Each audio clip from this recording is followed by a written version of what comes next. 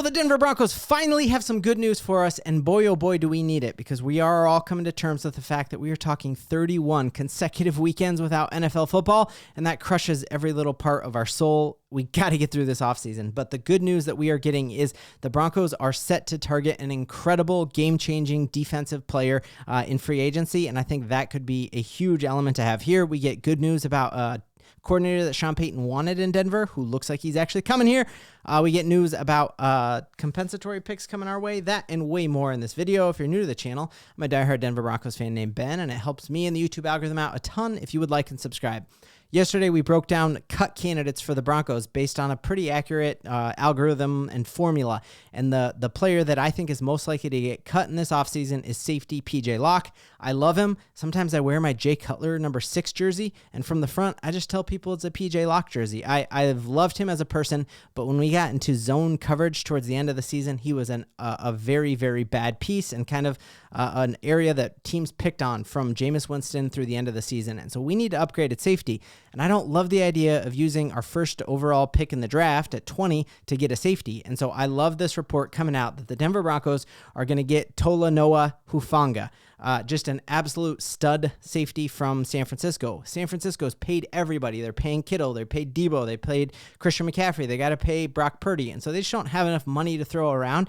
So the fact that they are moving on from him, I talked to friends who covered the San Francisco 49ers, and they say it's reluctantly moving on from him. They love him. There's just not enough money to go around. And if you take a look at how he played in 2022, you were talking almost 100 tackles, 2 sacks, 4 INTs, 2 forced fumbles. He ended up in the end zone several times. And then in 2023, he tore his ACL. And as he's been coming back, he is still showing flashes of just being an absolute game wrecker. And you take a look at like what he does well. He has the ability to guard the tight end, which is something that we have truly lacked. Just watch how Brock Bowers ate us up in that first Raiders game. We need that. He also has the ability to go lay the hit in the backfield on a ball carrier, which is crazy. But take a look at him here, guarding the tight end and in zone coverage there. Incredible. And then my favorite play from him is definitely this pick 6 that he had on Matt Stafford here. And just taking a look at how he blows up this screen here. Tell me the last time we had a safety who could do that. Like it has been a while since we've had a safety that could jump the route like that, get through the pressure there, obviously house this thing.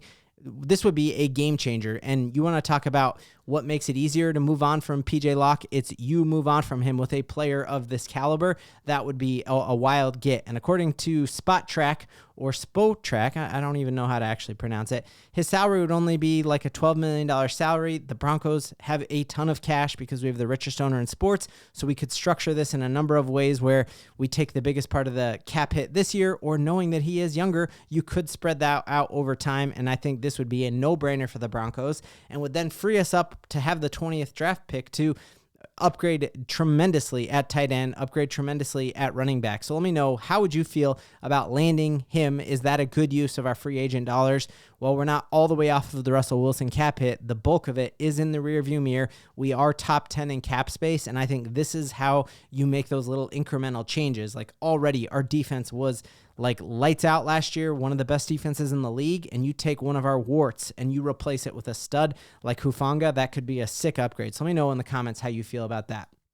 Other pieces of news that are coming in that I think are good pieces of news, I guess it just depends how you look at it. It looks like Zach Wilson will be gone next year. I guess the bad side of this is that the chemistry with our Broncos locker room, especially that quarterback room, was wild. Even like as I'm recording this, all of our quarterbacks and their wives like went to Mexico and were on cruises and in Cabo and taking pictures together. And like they had a really cool chemistry and supported each other, which was awesome. But Zach Wilson is going to get the bag next year. Some team is going to take a chance with him. We heard Sean Payton say, like, my job is to make this dude millions of dollars. So if Zach Wilson goes and makes millions of dollars somewhere else, that actually helps us, and we could end up getting a 3rd round compensatory pick.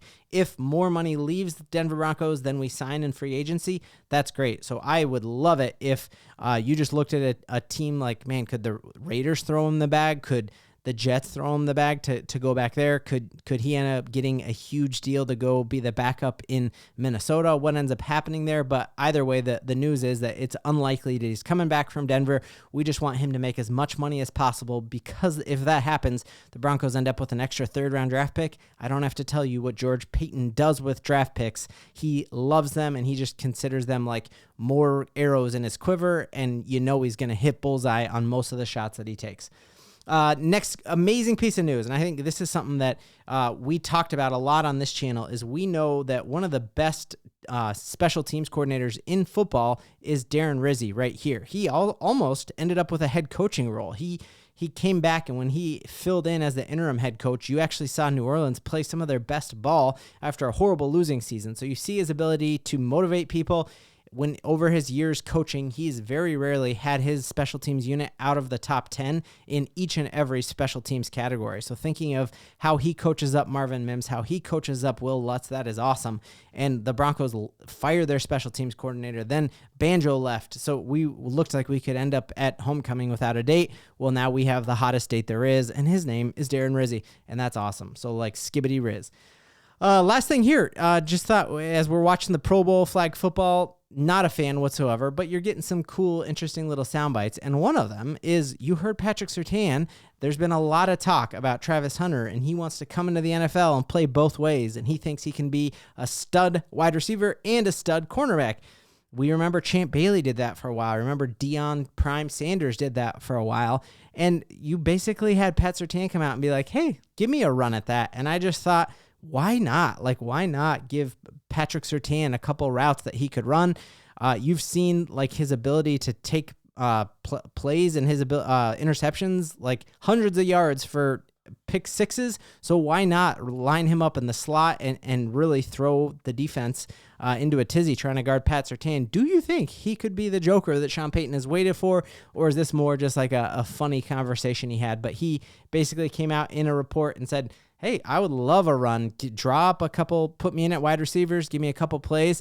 Me at receiver is very dynamic. He has played against the best receivers in football. He knows what it takes. He knows their moves. And if you can know their move and react to stop it, that means you could definitely proactively do their moves even better. So I think that could be sick. Last piece of little fun thing here from the NFL Pro Bowl. We know Peyton Manning is one of the coaches of one of the flag football teams, and his son, Marshall Manning, was out just dropping dimes. We are talking a young kid, 10 years or so from having a chance at making the NFL. And I love this tweet from Zach Stevens that we could go from Bo Nix to Marshall Manning. And that really is like the best of all worlds right there. There was a hot second there that I was hoping we'd end up getting Archie Manning, and then we found Bo Nix, and now I'm like, hey, I don't need Archie, but let's let Bo go for these next 10 years, and then let's draft another Manning, Marshall Manning. But just take a look, like you're talking a young kid just dropping dimes there to Jamar Chase. That's probably a better ball than I could throw as like a 39-year-old man, and that just gets me really hyped there. You just see if he could get his dad's height and that Manning DNA, like watch out. Marshall Manning is the future, so like for now we'll Bo leave, but then we'll Marshall believe or something like that. But Broncos country, we got a ton to Bo leaving.